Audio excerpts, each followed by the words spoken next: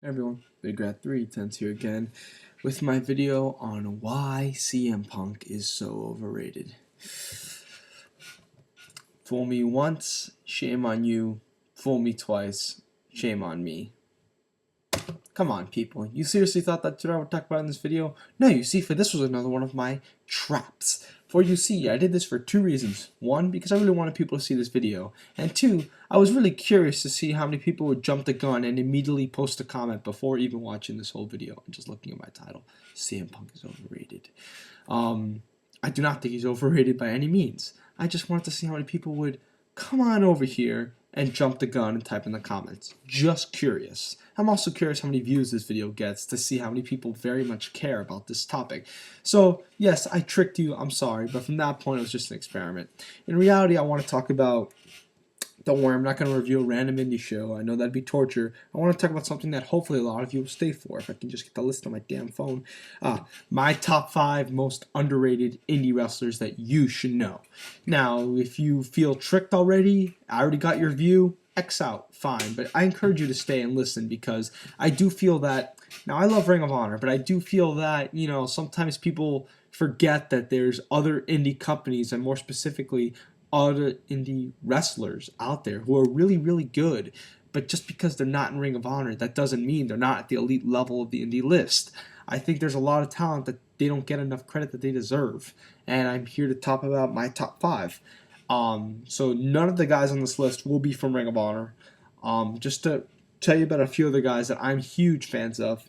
3 of these guys are in my top 5 favorite wrestlers right now. One of them is very high in that list. So I just want to greatly, give exposure to some guys who I think don't get credit where credit is due. So yes, I tricked you. I'm sorry. Stay a bit curious. This video won't be that long, I promise. And then, probably the video time is probably like 35 minutes, but I promise it won't be long. All right, this is my honorable mention, and this guy is in my top 5 favorite wrestlers list, but I'm not putting him in the list because he is from Ring of Honor. But he doesn't get a lot of credit from his work in Ring of Honor. He does deserve a lot of credit for his work in CCW. A man that I'm a huge, huge fan of, Adam Cole.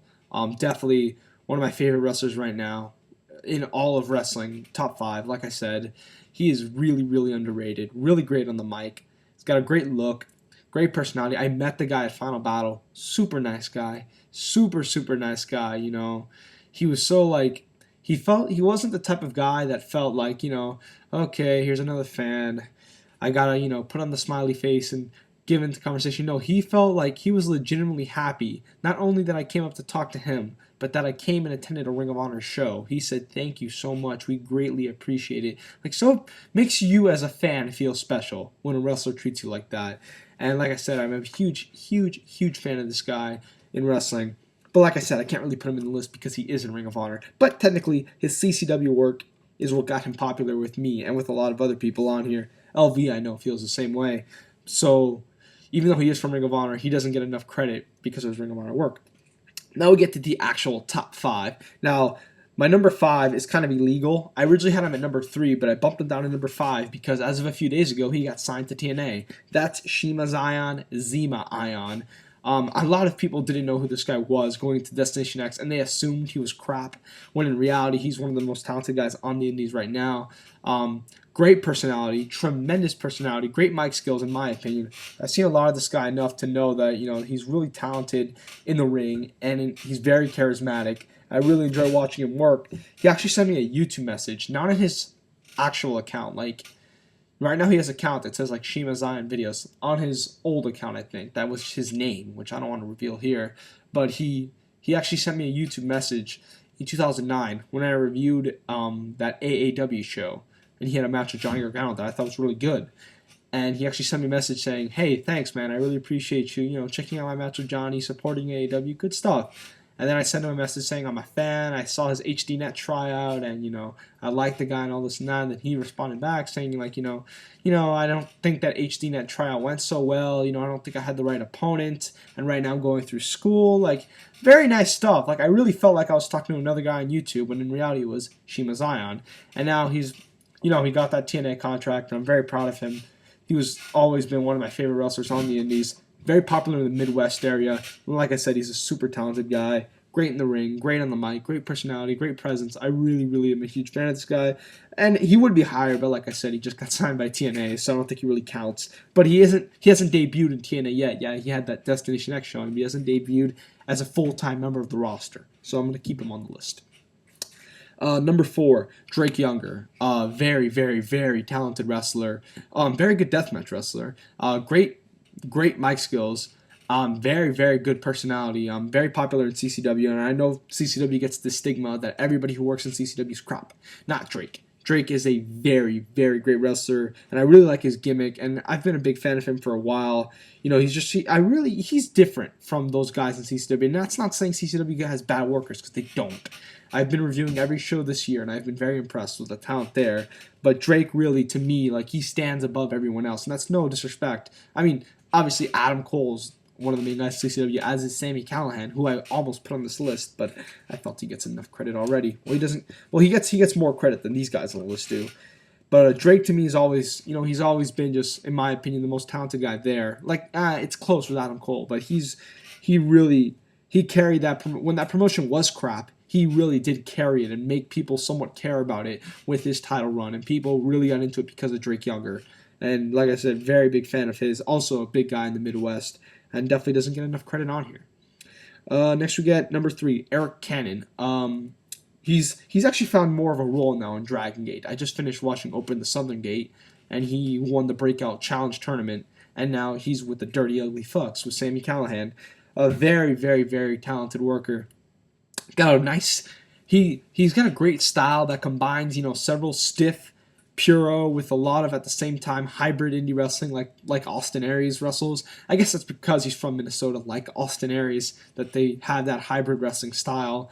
Very, very talented. I remember watching this guy in Ted Petty Invitational 2004, and I remember liking him, but not knowing much about him. And then I started, watching more Chikara, watching some very, not old Ring of Honor shows. Just little by little, I started seeing more of this guy evolve.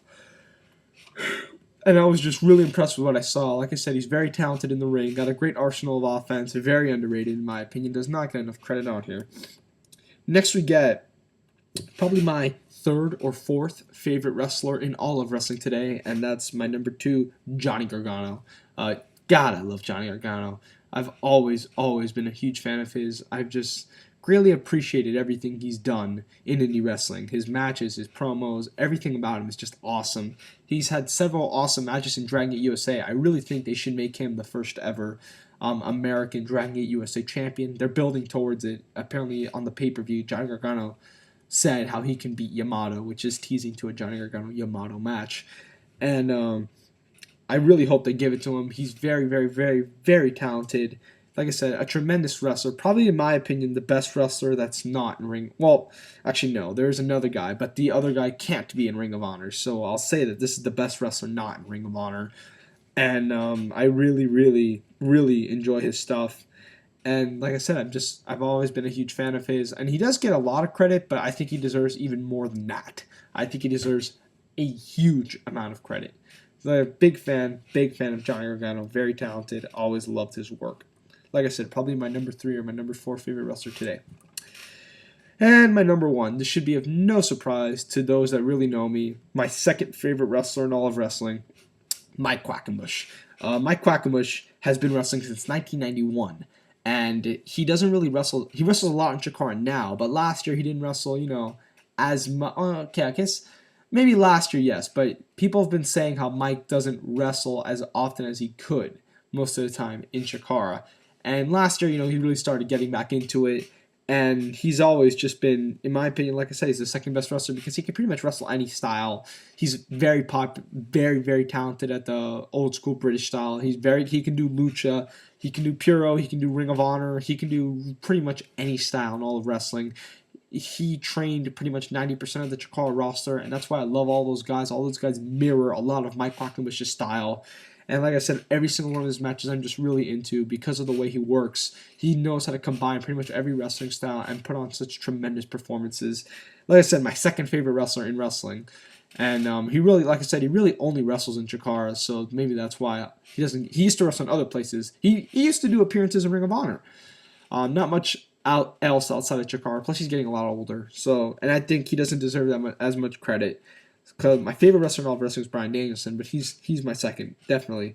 That's why he's my number one on my list, because he's my second favorite wrestler, and I don't think enough people give him credit for being one of the most amazing performances.